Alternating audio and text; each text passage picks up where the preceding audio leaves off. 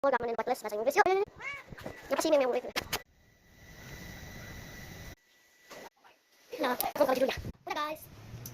Tinggal buat cari tasnya. Sudah dapat. Dan tinggal mengantar pensilnya. Dapat guys, yang kecil.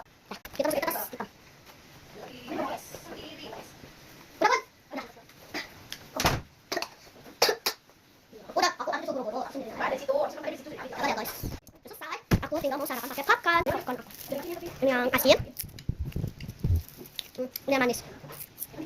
Udah habis itu yang asin. Enak yung asin.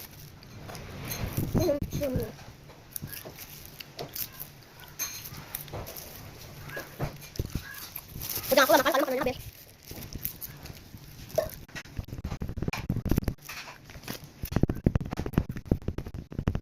Aku bubuk.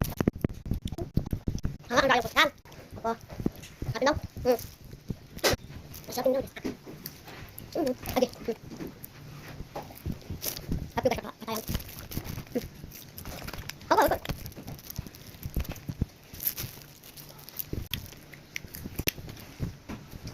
Mana? Aku makan dulu ya. Bye-bye.